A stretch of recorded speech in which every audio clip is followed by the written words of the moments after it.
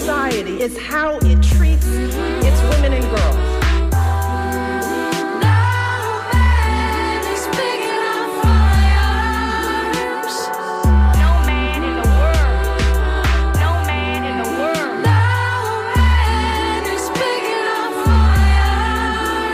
The measure of any society is how it treats its women and girls. We create The smart, powerful, creative, accomplished young women. We can fight. I'm here because of you. I'm here because girls like you inspire me. No man is big enough for us. Many of these girls have... Buckle up, buttercups. It's another episode of Surly Voices here on WMNF Tampa 88.5. My name is Liz. My co-hosts Donna and Maria are joining me by Zoom. And wow, do we have a lot of stuff to unpack today. So I'm going to give the Surly disclaimer top up. The opinions expressed on Surly Voices are those of Surly Voices and not those of WMNF Tampa. So, all right, Maria, where do you want to start? Happy New Year. Yeah, Happy New Year. Oh my gosh, yes. We're only 8 days into the new year. And that's where I want to start. 8 days into it. And I feel like 2026 has given us a whole new meaning for shock and awe. Absolutely. I mean, yeah. it's just not every day is a new thing. Every day is a battery of where do we begin? Right. So I'm glad that we are skipping with the pleasantries and just diving right into the dumpster fire. We really don't, as a society, have much time for pleasantries anymore because we're fixing to be 1940 Germany. I mean, It's amazing to me how much damage one person can do in a year's time. Donna, how are you? Not well. There are just too many things happening, and I almost didn't come on this morning. And I wanted to suggest a cold open, but it occurred to me probably about 10 minutes ago. But I just want to say a few things to take us into, because there's a couple of things I want to highlight. And I think that what makes this moment so unbearable is that we know that no one is going to be held accountable for this. Right. Okay? They are just going to walk away clean. And by they, I'm referring to America's familiar powers that be. the rapists who hold presidential titles, the lunatics whose power is purchased through the billionaire portfolios of West Palm Beach. And we, gay people, Black people, poor people, right? All of the people indigenous people, all of the people who's been bothered to know how this country was founded, whose origins are bathed in blood, okay? Yep. And we know that the white men in hoods, the Klansmen, right? The people who are pushing this whole thing forward, they are just going to have a field day with us. Mm-hmm. We weren't prepared for it. The Democratic Party has behaved like a wing of the Republican Party, which has gone so far to the right that people are invoking Nazi Germany, as you did earlier. We're going to lose more than we gain. And then I think you should see me waving my arms in front of my computer. I can't see you doing anything because you don't have your camera on. I'm gonna get on camera because I just started not to come on here, so I have to pull myself together. But okay. When this country has been reduced to ash, then they won't have anything to preside over. Right. Well, right. And I don't know what they're going to do with all the citizens. Every single thing you look at just melts and turns into something really nasty and gross. I mean, Now, we might think that Mrs. Good was the first person to be killed by ICE. But she wasn't. She was not. On New Year's Eve, Keith Cooter Porter, the 43-year-old black father of two, was shot and killed by an off-duty ICE agent. DHS called it an active shooter. His family and attorney say he was firing into the air in celebration, which is dangerous, and I can't stand it because I live in Florida and there's a lot of a lot of gunshots going off at midnight on New Year's. Yeah, but not a threat that needed to be that required execution by a federal agent. No. Playing here, okay, off duty, no less. Yeah. The LAPD and the district attorney are investigating this, and we already know how investigating can stretch when the shooter has a badge. And we're told to be patient, to wait for process, to keep the machinery grinding. But in Washington, we're set to vote on Thursday evening on a clean 3-year extension of the Enhanced Affordable Care Act. Some of us, like myself, are waiting to make those payments until we hear about that.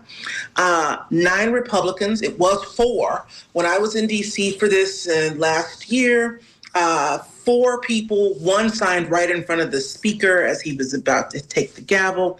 But now it's 9 have joined the Democrats to force the vote because leadership wouldn't even let the people's paint on the floor without a fight. The Senate path is still shaky. Not sure what we can expect there. But Josh Hawley did cross over, and the White House has signaled opposition. Now, this after the President Trump said, it's so hard for me to say president, said that he had requested earlier in December when the thing was burning really hot, that they should seek some common ground and try to find a solution. But Speaker Johnson doubled down, refused to have that vote last year, said that he wanted the holiday break to, what was the words he used? Work to defeat the measure. God. Okay. So, and then there's Venezuela. Okay. Oh, yeah. Where the language gets uglier because the empire is not even whispering. Right. Reuters and other news sources when I did the research for this are reporting that the U.S. has moved to control and market Venezuelan oil. There's a couple roadblocks. We'll get into that later. The proceeds will be held in escrow. I put that word in Where, there. at the Bank of Trump? Yes. It's not funny. Yes. Well, Read that again. Offshore. right. Yes. They captured a head of state, oil bank accounts, and we're supposed to pretend this is stability and not extraction dressed up as manifest destiny. So this is the last thing I have here for you. So when the people ask why we sound tired, I almost didn't get out of the bed this morning. Why we sound sharp, why we're done with polite tones, it's because we careful readers in this country know how quickly public safety becomes a slogan to justify killing. We know how quickly fiscal responsibility becomes a weapon to deny care. And we know how freedom becomes a cover story for theft. Yeah, you heard that from a Black woman, okay? And they want us to believe that the future is already written, but on Sterling Voices, we don't despair as a destination. We do truth, we do receipts. Liz loves receipts. Yes. We do the part where we tell you what is happening, who is benefiting, and what it costs real people with real bodies. All right. All Let's right. do it. Well, Jack called in like first thing, so let's see what he has to say, and then we'll get back into it. Hi, Jack. Hi, good morning, ladies. So good to hear your voices again. I hope you all are doing well, and happy 2026 to you. Yeah, it's been a bang-up job so far. Well, I love your spirit, and you're so passionate about your topics.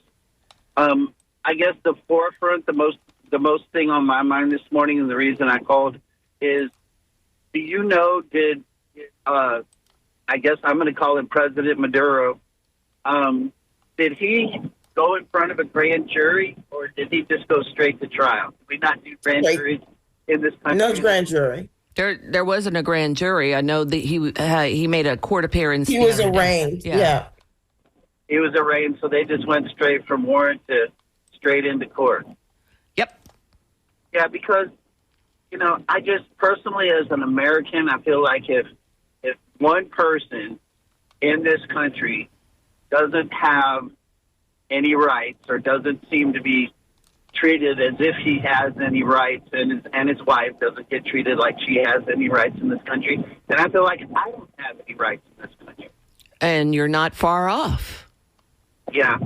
So, and I'm so embarrassed because when I heard that he was, going in, that he was, that they had served a warrant and that he was in the United States, I was calling my friends and I was saying, my God, the first thing they need to do is get a change of venue, and I'm talking like, he's going to go in front of a grand jury. And I said, everything that I've read so far, they won't even be able to find somebody in his own country that's willing to arrest him or that would have been willing to arrest him, let alone charge him with something. So I said it may not even go to trial if they can't find something to charge him with. But, now everything I've been seeing lately is, the FBI and the CIA and all of this stuff, and they're accusing his country of being corrupt. And I'm like, my God, everything that I've read, my degree is in banking and finance, and Venezuela has, put in a request for millions of dollars of loans because they wanted to build an airport and a lot of other things. And their structure is doing good. Their finances are doing good. They're making their payments. And I'm thinking, like when I worked at Citibank, as long as you're making your payment on your house, we treat you with the utmost respect and we walk on eggshells. If your house does go to foreclosure and your house goes into collections, yeah, then maybe it's a different story. But, Venezuela isn't really doing that bad as a country. All right, Jack, I got to let you go because we're going to get back into the topics of the day. Yeah. But thank you so much for listening and thank you for calling. You're very welcome. All right, bye-bye.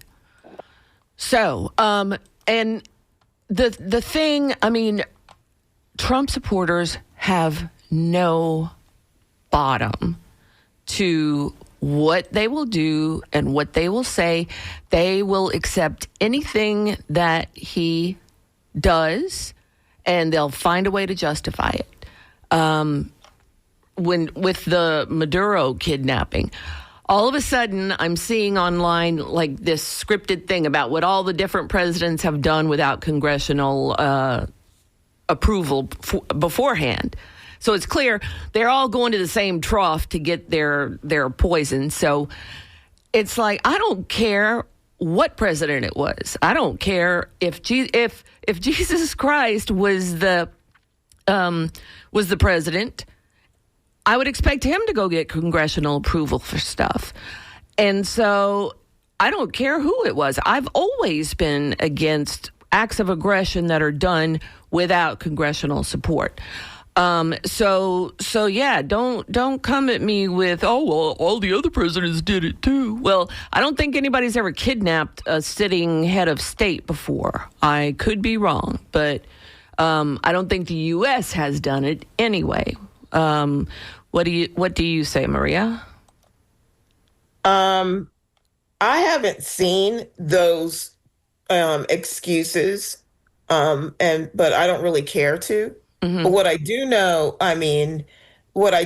is that it is irrelevant him citing anyone before 1973, because of the War Powers Act. Right. So you can like stand on your head and talk about Truman. I don't care. At the end of the day. And then the other thing about it is just the inconsistency, right? Mm-hmm. You expect me to believe that this is about drugs, right? Yeah. And then you get on a plane with, how did the ladies call him? Lady Lindsey Graham. Aunt Pity Pat. talking about all you've talked about since you've kidnapped this man is oil. Mm-hmm. Right. And he didn't confer with Congress or any of the Congress people before he did this. But he also didn't confer with Congress when he was exacting extrajudicial killings in the Caribbean. Right. But you know who he did call before he went and got The Maduro? oil company. Yes. I mean, that is just the most naked. The oil companies. And then when asked, he said that he is going to run Venezuela. Right. He can't even run to the bathroom in a timely fashion, but he's going to run Venezuela. Right. Okay. That means, what he allowed for Venezuelan natives to have a grace period, I guess, with ICE. But it's like, what are you doing? And But he removed TPS status from Venezuelans. Like, you make it make sense to me. and then he had just pardoned the Honduran president not too long before. Not only did he pardon the Honduran president, there was an American woman who was sitting in jail for drug trafficking as a kingpin, sentenced to life in prison without the ability of parole. He pardoned her and then made her, he put her in charge of his pardoning board. Oh, God. There's a bunch of drug convictions, people that he has pardoned. Right. It's, whatever you scratch Trump's back and he's going to scratch yours for sure. Let's see. John in St. Petersburg. Hi, John. Hey, good morning, Good morning. ladies. I love Surly Voices. Thanks for taking my call. And everything's topical, and I'm sure it'll come up, but I would like to talk about fleeing the scene of a crime when something happens, like when two cars collide, or when I think it's very interesting in the current Minneapolis situation that someone fled the scene after a major accident occurred. The person that was involved in the scene fled. And that's all I want to say. I'd like to hear your response about that. Okay. Yeah. Thanks. Thanks, John. Thank you. Bye-bye. Maria? The shooter fled. Mm-hmm. Yeah, shooter because fled. there's plenty of footage of him, and people are like, shame on you. He shot her in the face. He killed her, got in his car, and drove away. And allegedly drove to a hospital to get checked out for... Okay, whatever. Yeah. The Minneapolis police are looking for him. Now, y'all know I know Jacob Fry because I have worked for him each time he's been elected. That's where I was in Minneapolis this summer. Okay, and I am pretty sure that, and one thing about Fry is that he loves the spotlight, right? And he's also emotional. So those two things worked well yesterday when he said that ICE needs to get the blank out of Minneapolis, and he called BS on the narrative that they're putting out. It's clearly in direct opposition to what our eyes see. So that's why I wanted to do a cold open this morning, because when they tell us to deny what our eyes are telling us, and they say it with their full chest. J.D. Vance said yesterday, we can admit that this was a tragedy while also understanding that this woman brought this on herself. Nobody, Comments, Liz, the comments on the posts of people saying, good riddance. And so I think it's important, and I want Maria to jump in on this. Okay, so a white, blonde, attractive woman was murdered in cold blood in broad daylight in the middle of Portland Avenue. Now, Portland Avenue, if you've been to Minneapolis, it runs from downtown. It's a viaduct all the way through the city. On the downtown side, it's kind of artsy. There's this iconic car in the yard of one of the houses that you know where you are when you see this car. So everyone knows where Portland Avenue is. It's like Hillsborough in Okeechobee Boulevard in West Palm Beach. Everybody knows where this is. And when I heard that it was on Portland Avenue, knowing who's on the part of Portland Avenue that I saw in the pictures, I know that neighborhood. It's an artsy neighborhood. It's not the kind of neighborhood where if you're a cop, you're not really watching your back in that neighborhood. That's going to be Minneapolis's north end. So when white people start being the hands that are being fed to the beast, it means that what's on offer is not more of the racial narrative that says that people that are not white are subhuman. But now we are in full-throated defense of capitalism as the dinner du jour. Right. And I want Maria to take that from there. I mean, in full-throated defense also of fascism, right? Right. This is and it seems hyperbolic. Yes. It seems fantastical, if you will, but this is exactly Nazi Germany. Yeah. This is exactly SS, right? Last night when I think we exchanged a few back and forths with, last night we were texting, we're in this group text, and it was like, we started the day with, oh, you're not going to believe this. And then the next thing was, oh, you're not going to believe this. But then this happened, right? This is where we are, right? And it is not out of the ordinary. It's not, I'm really encouraging people to understand history. I'm really encouraging people to look in that, through that lens of where we are. We've talked about abolishing ICE how many years ago? Yeah, ever since. How many years ago?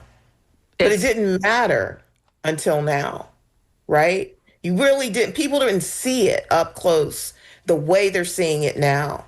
When we were crying and screaming, abolish ICE, right? Right. This is why. Right now you see it. You saw it. Recorded, documented. This is why. This has been happening, like Donna said. Yeah, it's the frog in the boiling water thing. It's like you get a little bit of ice, at first, and then the frog gets accommodated to it, and then they keep. And it's not on ramping up. Portland Avenue. It's not on your street. You don't really know these people and stuff like that. So you're not really paying attention. Right. But here's a mom with stuffies in her car, right, and a 6-year-old kid in school. And the thing, the whole thing is outrageous to me, but the cherry on top to me as a healthcare professional was a doctor came up to the scene and said, I'm a physician, can I check her pulse? And they're like, no, go away. We called EMS already. And it's like, what? I think that white people right now are aghast, completely in shock, and the shock and all that Maria was talking about. I think that this is what we were in the streets for between 2013 and 2020, because we've always understood that not only can these people get away with what they're doing, they can literally kick your door in. Yeah. Right? You can choose your decade. Okay, choose your decade if you're Black. Kick your door in, drag someone out of there, or murder them, walk away, and go back to be back at home for dinner. Yeah. Or at least get up in the morning for breakfast. So that's always been our reality. This is not a new thing for us. This is new because when people are voting for whiteness, right? So now we're back to, why did you vote for Donald Trump? So let's just go right in there, right? Okay. The door is open this morning. If you have been voting for whiteness, thinking that it was going to preserve your position, your poll position, what you now learned yesterday is that your whiteness, your femaleness, your maybe this is a legal observer. I'm not sure if this was an attorney or not, right? We don't have those facts yet, right? Because we use legal observers during BLM.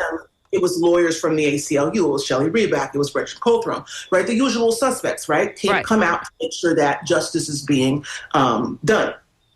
So I don't know if this was an attorney. And And if this person was simply a legal observer, they were not there to go at it toe-to-toe with ICE. They definitely didn't show up to be murdered. And they probably didn't have any idea that that could happen to them in the course of standing up for their neighbors. So two things happened that I saw from my vantage. One, a white woman who was looking after the care of her neighbors was murdered. The second thing that happened was the sacred cow of white America, which is the blonde, attractive white woman, was murdered in cold blood.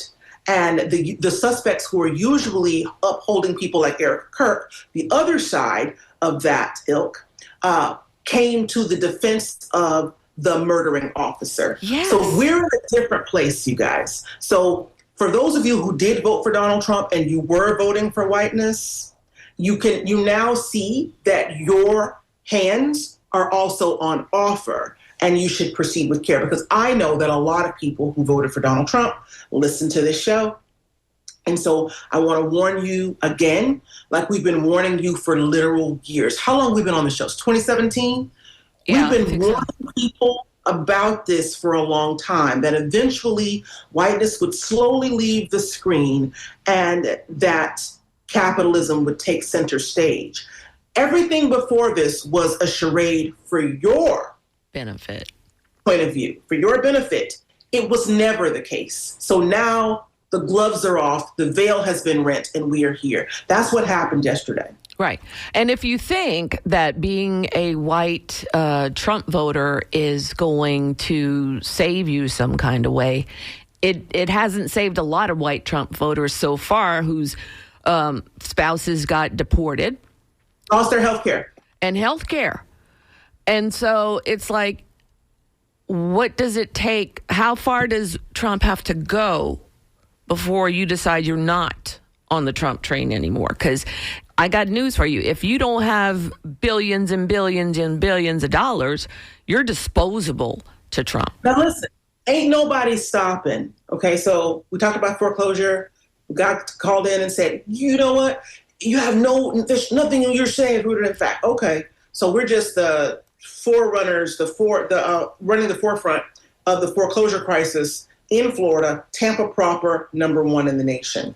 Meanwhile, people are still moving down here so that they can partake of the racism of our governor, So while and the homophobia and the list, all of the isms, right? No one is stopping the Florida PSC. What is it? The Florida Public Power Commission, Utilities Commission. No one is stopping them from raising rates. Florida Power and Light, Duke Energy, TECO. No one's stopping them. No one's stopping the insurance companies from raising your insurance rates until you cannot afford. I read an article that said that people saw a $900 increase in their insurance, and that they're having to take money every month and put it in the escrow to make sure that they can have these fees at the end of the year or whenever they're due. This is too much. They're literally, you go in the store, a bottle of mayonnaise is $9. You look at a menu in the airport, a BLT is $26. Yes. So no one cares about you. Just forget about that. It's not a thing that's happening. Right. You're listening to Surly Voices on WMNF Tampa 88.5. Give us a call at 813-239-9663, or you can email to dj@wmnf.org. And Surly Voices, disclaimer, the opinions expressed on Surly Voices are those of Surly Voices and not those of WMNF Tampa. Let's talk to Mike real quick. Hi, Mike in Sarasota. Hey, good morning. Thank you for taking my call. Sure. I want to say that I am completely in agreement with you about the Venezuela invasion, and it just shows that Trump, just like Hitler or Putin or Netanyahu, has no regard for international law or constraints of morality, and will use military force to take whatever he wants. In this case, oil, and in general, the idea of intimidating everybody else. That said, I do want to offer one correction before the other side corrects you, and that is that the United States has in the past kidnapped a foreign leader a president of a country. That was 1991 when the U.S. kidnapped Noriega from Panama. Ah, yeah. Thanks Yep. for reminding me of that. I wasn't in favor of that either. So, On the anniversary of Noriega's kidnapping, to note. oh, what? Thanks so much for calling, Mike. You're welcome. Bye-bye. All right, bye-bye. Joe in Venice. Hi, Joe. Good morning, ladies. Thank you for the program this morning. Sure. I just a couple comments. I always look at the end game. The end game, Donald Trump wants to create as much chaos and hate as he can, and he's doing a real good job. And I would guess he's either going for martial law, no election, or election conviction, Vance, President Vance gives him a pardon. One of those two things, I would guess. Yep, I think that's... And yeah, okay. And I guess the other thing, there's a battle going on right now for your heart and your soul. Mine too.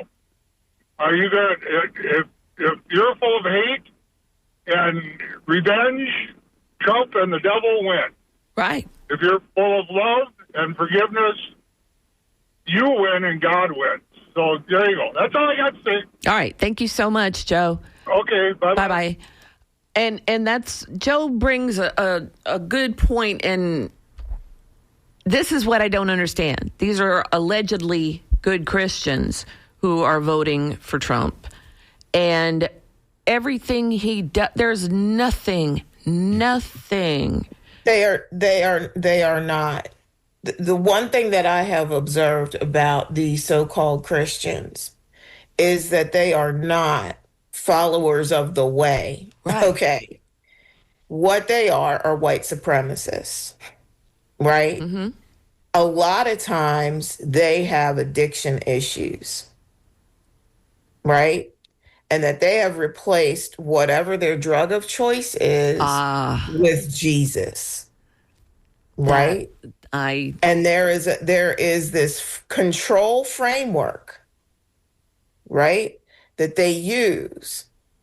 And it's those same people that Donna said, if you look at the comments, look at the comments, look at the comments. There's nothing Christ-like about the indictment of humanity and someone else's humanity. Right. Right? But this is what these people do. Right. Let's talk about a large to extra large sized elephant in the room, and that's Democratic complicity. 1,000%. They all got to go, as far as I'm concerned. My God. I mean, it's like in the midst of all these horrible things happening, I come across a picture of Chuck Schumer with Marco Rubio. And I'm like, if I got within 1 inch of Marco Rubio, one of us ain't walking out, you know? So contrast that with Nancy Pelosi standing up and pointing her finger in his face. Yeah. Right? In the Oval Office. She stands up. There's like this picture of her when she was Speaker of the House, standing up during Trump's first term, and she's pointing, wagging her finger at Donald Trump. Mm-hmm. Right? She wasn't here for the BS, if you know what I mean. Right. Right? This man is unfit to lead. Right. Right? Same thing with Hakeem Jeffries. Unfit to lead.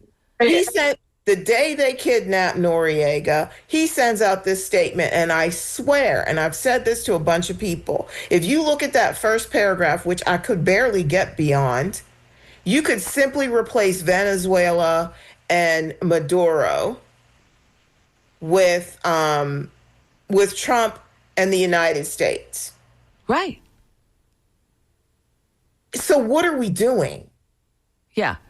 The Democratic Party has been a huge letdown, and I'm talking about top to bottom, because like even some of our local problematic faves, as Donna says, have been like, there was a sitting councilman that, and I think it's more than one because I don't follow everybody, but the one I follow is like, oh, look at these Venezuelans, how happy they are. And I'm like, Donna and I both posted it, and we're like, what? No. Why are you pandering to the right? I guess because it gets you elected. And I have to take a moment of personal discretion here to express my outrage at the fact that just yesterday, Palm Beach County, who has an appointed county clerk by the governor, because our county clerk was moved from being a elected county clerk. He was then unqualified, appointed as county administrator. Mm-hmm. So we have a Republican county clerk, and we have a Democratic majority county commission. And what they decided to do was top off their already outsized investment in Israel bonds to now have $1 billion invested in Israel bonds. And nobody asked for that. So when we demand affordable housing, I want it. I don't want to hear anybody tell me that we can't afford it. Right. Because we're building illegal settlements in the West Bank. I want everything that I ask for. If you have $1 billion sitting around that you can invest over there, and people don't have health care, you made it illegal for us to feed people who are unhoused. Right. I cannot tell you how incensed I am that we chose to do it, and we as a county have the single largest investment in the world in those bonds. Well, since we are giving updates on our cities, Bob Buckhorn, one of our callers called in and said, do we need Bob Buckhorn to come back? Oh, my God. Yeah, and I'm like, builder buddy Bob, I don't think so. Yeah, so Bob Buckhorn, who is now a partner over at Schumacher, who was, I'm not sure, you guys call if you know, tell me, was the attorney firm that worked for the city of Tampa, among other clients. Mm-hmm. He was made a partner, I think, a couple years ago, if I recall correctly. I no longer have the ability to track time since COVID. That's gone.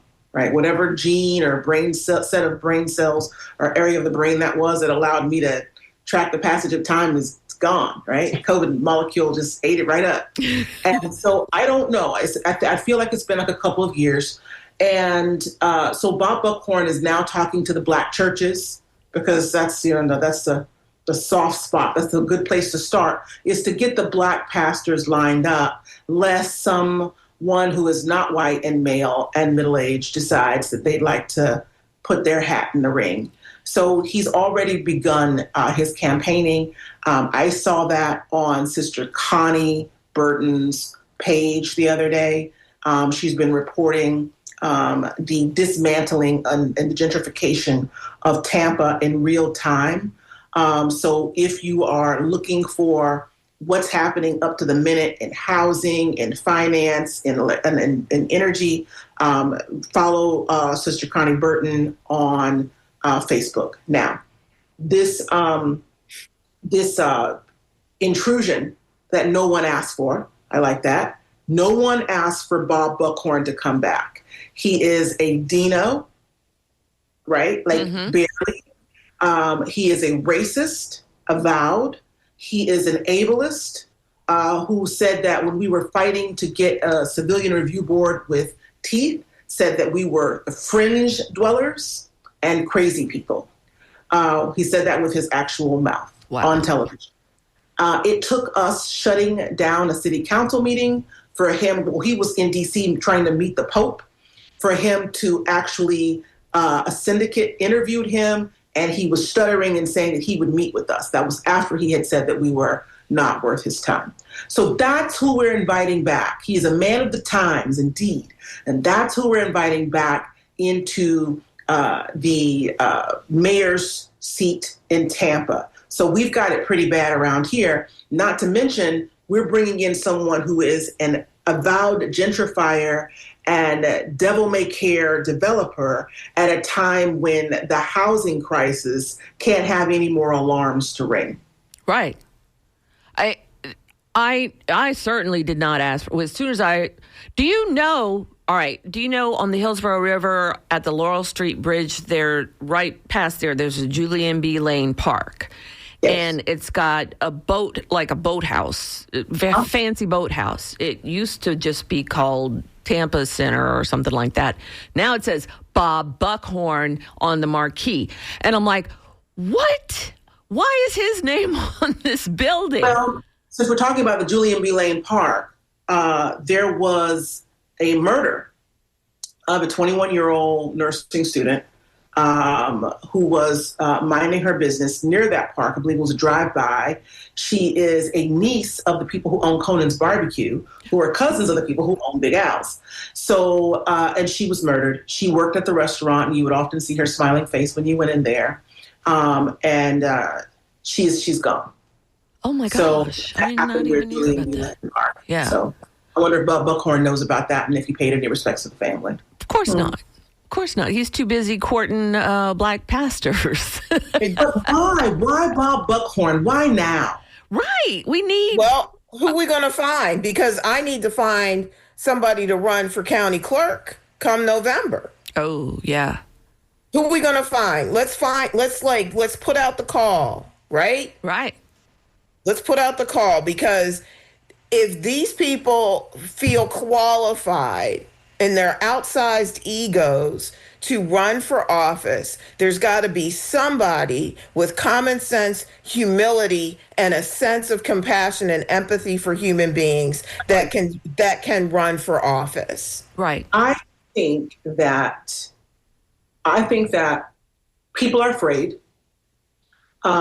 When you look at the number of people, the last number that I saw was 50 people are leaving Congress. 50 people have decided not to run or to take a second. Steny Hoyer last night, and then there was somebody else that also said they weren't running for office after I saw the thing about Steny Hoyer. I can't remember who the other person is. And then, the guy from there was a Republican, one of the last Republicans from California died in a car accident.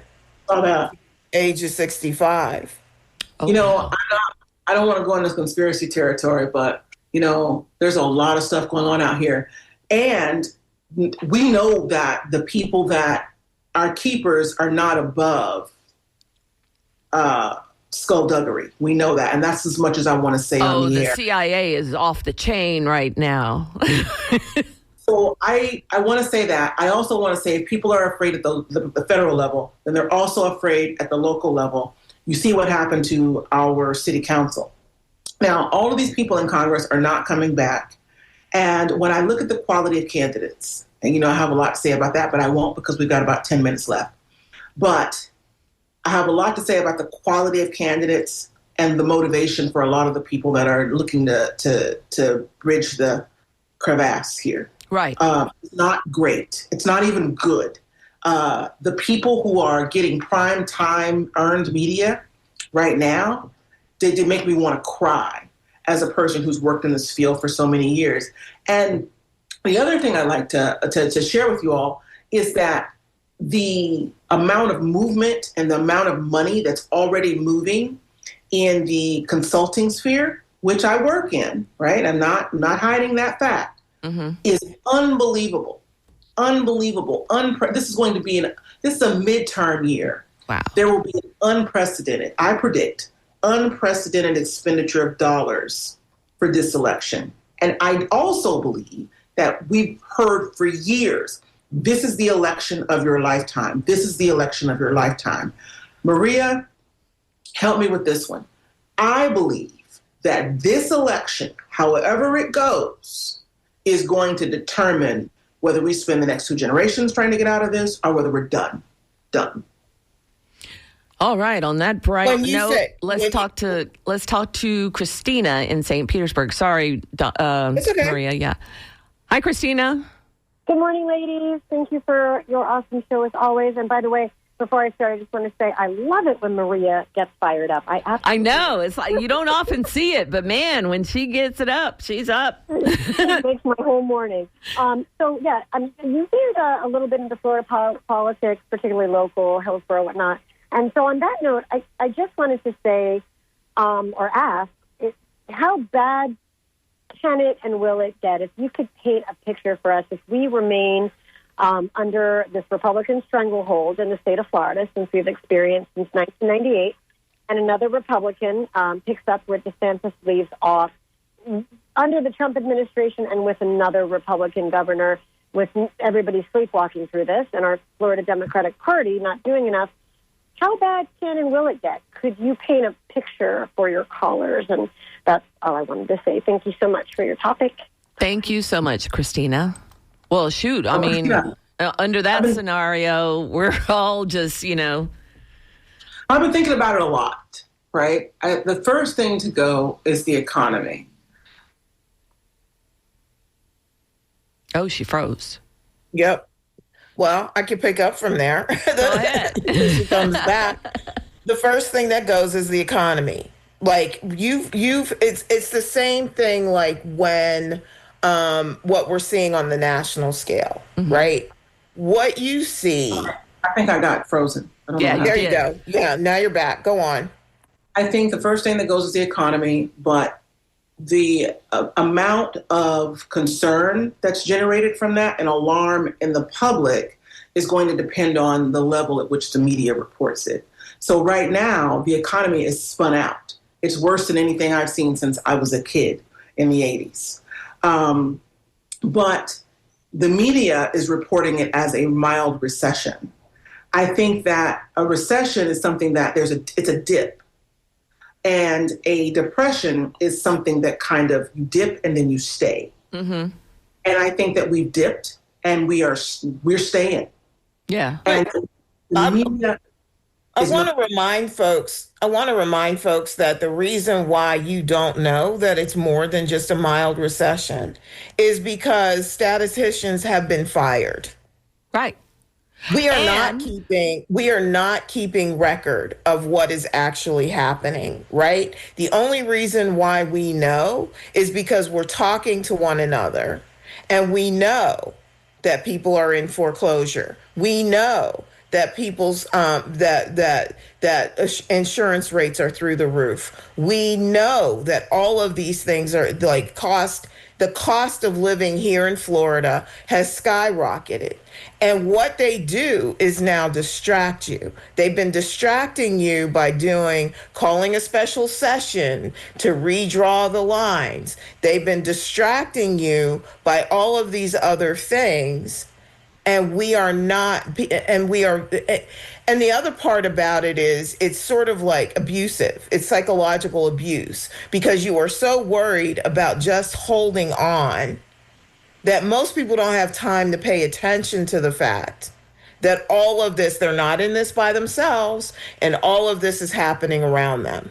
Right. Well, and the media has gone absolutely berserk, soft selling Trump and his afraid to. actions. Yeah. Like CBS killed a whole 60. I mean, it used to be in the old days, 60 Minutes was where you went to find all the tea, Right.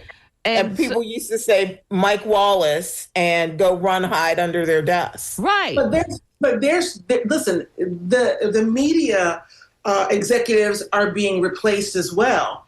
The media they're being sacked.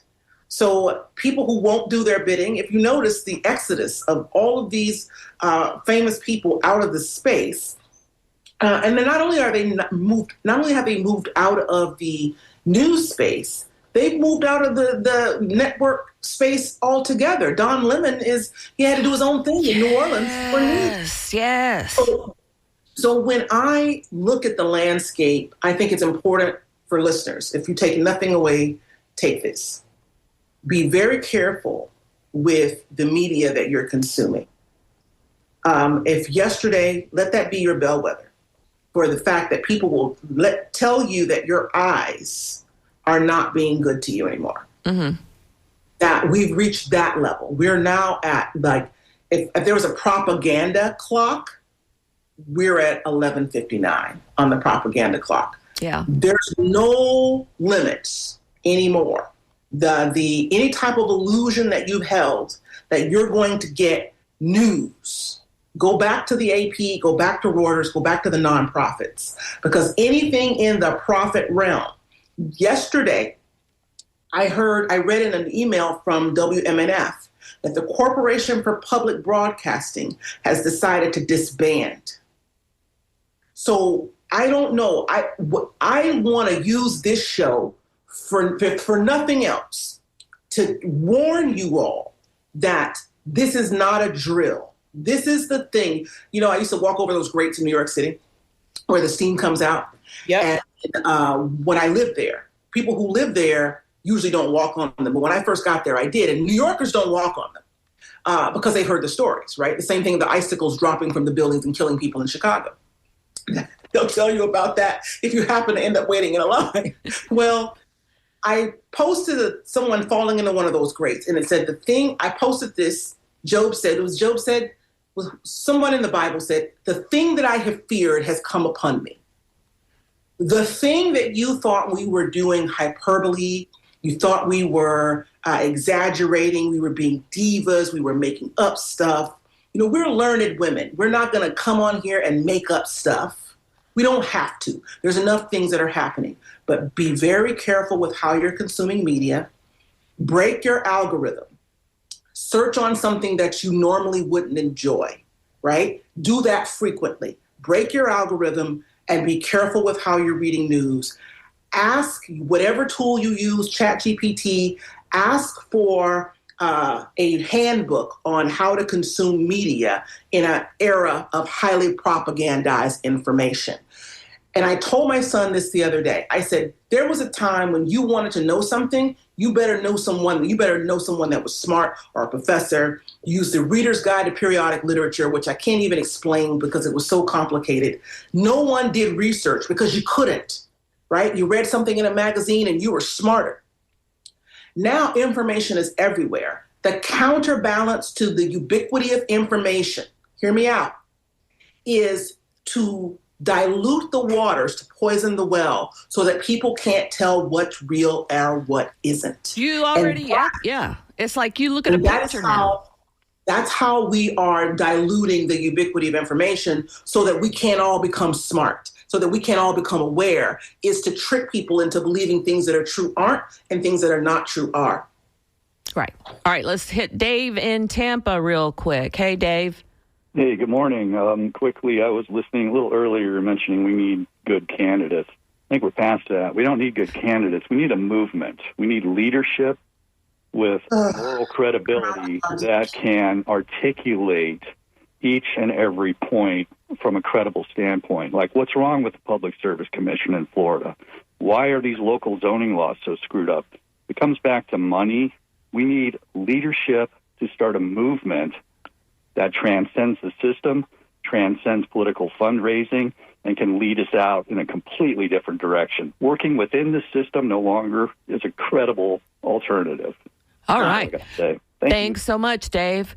And sorry, guys, I wasn't able to get to the emails today. There's a bunch of them, but we'll go through them next week. And to Dave, I want to say to Dave, people got to get hungrier, Dave. We're going to have the movement when people get hungrier. Yeah. So thank you so much for joining Surly Voices. This conversation is going to continue in some fashion or another because it's not going to stop. The vortex of chaos is ever spinning. So thank you for joining us, and we look forward to talking to you next week on Surly Voices on WMNF Tampa 88.5.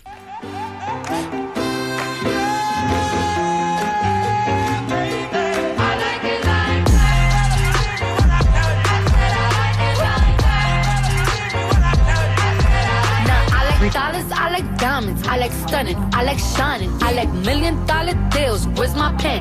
I'm signing. I like those Balenciagas, the ones that look like socks. I like going to the Tula. I put rocks all in my watch. I like texts from my exes when they want a second chance. I like proving